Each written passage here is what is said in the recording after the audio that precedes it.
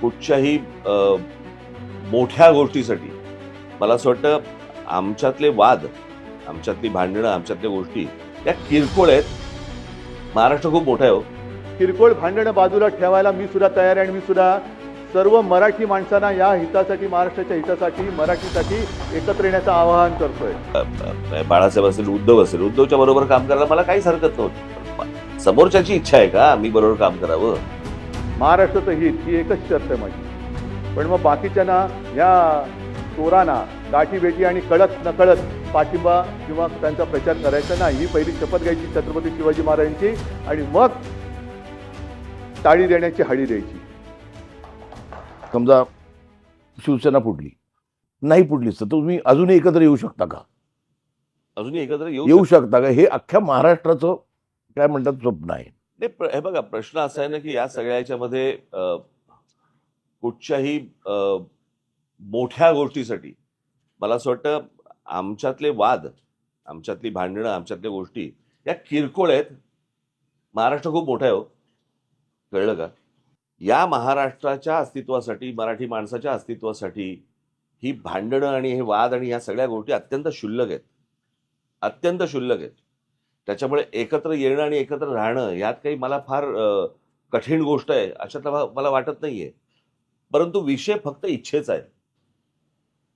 हा एकट्या माझ्या इच्छेचा नाहीये विषय आणि माझ्या काही स्वार्थाचा पण विषय नाहीये.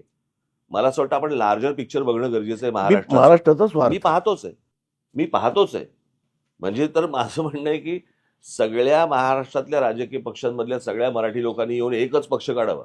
माझं म्हणणं तेच होतं. म्हणजे आता कसं समजा, म्हणजे आता एकत्र येणं शक्य नाही. तर आता जेव्हा ही शिंदे सेना झाली, म्हणजे शिवसेना झाली, नाही पण तर तू टेक ओव्हर करायला हरकत नाही, नव्हती. म्हणजे not as a takeover, तसं नाही. ह्याच लोकांना घेऊन ते एक युनायटेड वी स्टँड. त्या बिठावर रेगोट्याने मारत.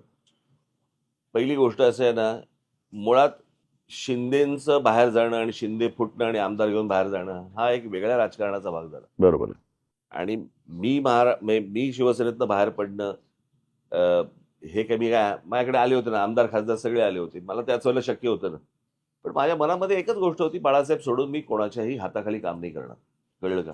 म्हणजे त्यावेळेची परिस्थिती अशी होती. म्हणजे मी जेव्हा बाहेर पडलो त्याच्यानंतरचा हा माझा विचार आहे. परंतु मी जेव्हा शिवसेनेमध्ये होतो त्यावेळेला मला काय बाळासाहेब असेल, उद्धव असेल, उद्धवच्या बरोबर काम करायला मला काहीच हरकत नव्हती.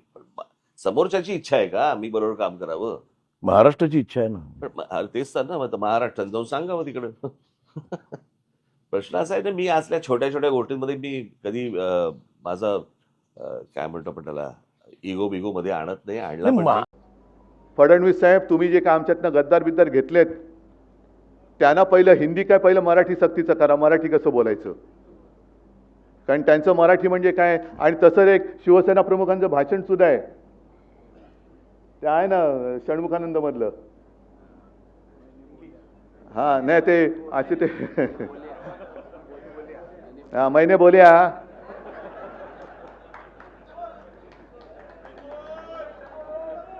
नको वन्स मोर नको, एकदा झाले तेवढं बस.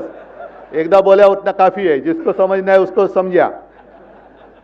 त्यांना पहिले तुमचे सहकारी चांगले सुशिक्षित आहेत का? म्हणजे मी परत सुशिक्षित अशिक्षित असा वाद नाही करू इच्छित, पण तेवढ्या क्षमतेचे आहात का की केवळ गद्दारीचीच सर्टिफिकेट घेऊन तुम्ही त्यांना पदं दिलेली आहेत?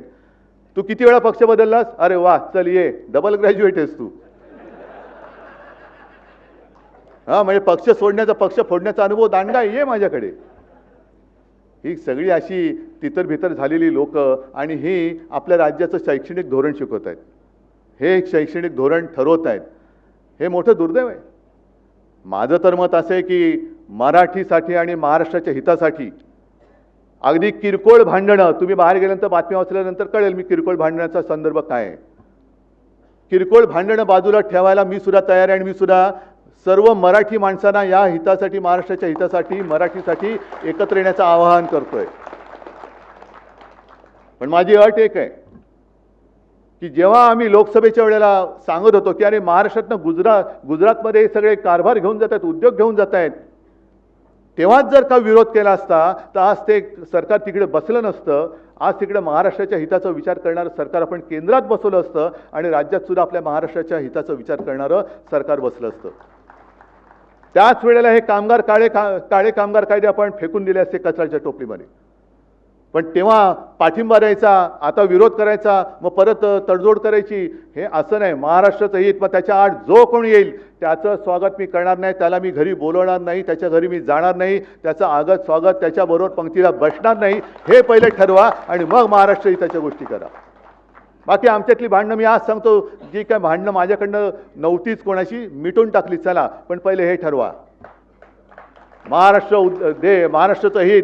आणि मग त्यावेळेला सगळ्या मराठी माणसांनी ठरवायचं की भाजपसोबत जायचं का शिवसेनेसोबत, म्हणजे माझ्याबरोबर एसनशी नाही, गद्दार सेना नाही, पण ठरवा कोणासोबत जाऊन महाराष्ट्राचं, मराठीचं आणि हिंदुत्वाचं हित होणार आहे, माझ्याबरोबर का भाजपबरोबर. आणि मग काय द्यायचा असेल तो अगदी पाठिंबा द्यायचा आहे, विरोध करायचा तो बिनशर्त करा, माझी काही हरकत नाही आहे.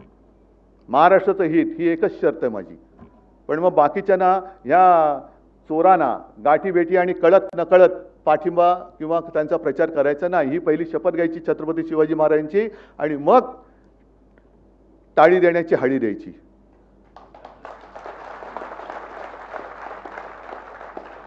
सोशल मीडियाच्या भाऊ गर्दीत विश्वासार्हतेने चकाकणारे नाव म्हणजे लेट्सअप मराठी.